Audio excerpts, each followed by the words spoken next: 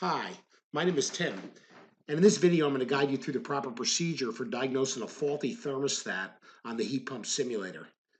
Now to begin with, as in each service call, make sure the thermostat's calling for heat in this case.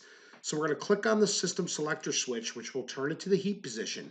This will also turn up the temperature setting of the thermostat, so it won't be necessary to use the up and down arrows here.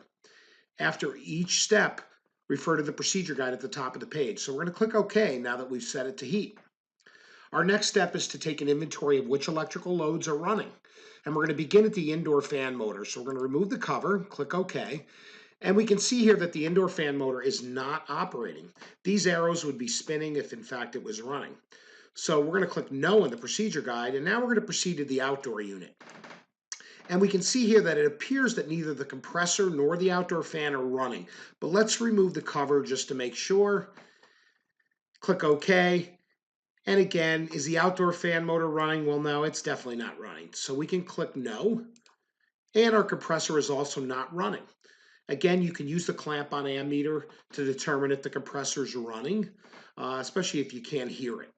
So we'll click No on the procedure guide. Now, no loads are running. You're going to want to investigate possible issues with the main power supply, such as switches or breakers, as well as possibly a transformer or the thermostat. So we've removed the panel. We're going to click OK.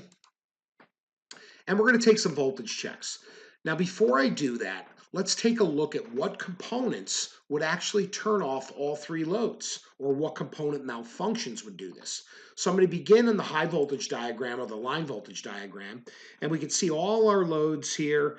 Now, there's nothing really common to all three of these within the line voltage diagram other than the main power.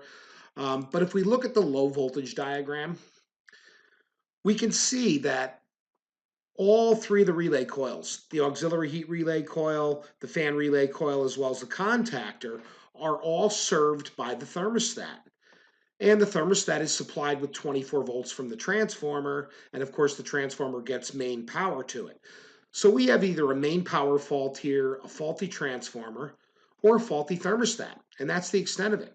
Now thermostats, just to let you know, do multiple functions, and they can fail in multiple ways. In other words, all the functions could possibly fail within the thermostat, or just individual functions. For example, the thermostat may send power to the contactor coil, but not the indoor fan relay coil, or vice versa. In this case, all three loads are not operating. So next, our next step is to verify for 240 volts coming to the unit, and we can do this right at the primary side of the transformer. So we're going to place our leads at the glowing orange hotspots at the transformer primary, and this will verify that we have 240 volts to the unit, and we do, as evidenced by the display on the meter. So we've got power to our transformer, so we don't have a line voltage problem here. After clicking yes on the procedure guide that we've measured 240, our next step is to check the transformer itself. And we can measure for 24 volts at the secondary side of the transformer. And when we do this, we can see we do in fact have 24 volts, so our transformer is functioning just fine. Now what this does is it leads us to the thermostat. Now you can make some checks here at this low voltage terminal strip. But before you do anything, I would just look for any loose connections there, and it doesn't appear to be any.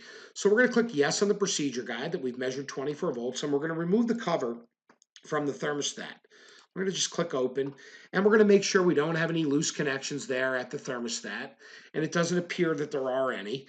So we pretty much know it's the thermostat here. However, if you want to, you could place a jumper between the R terminals and Y and G to bypass the thermostat.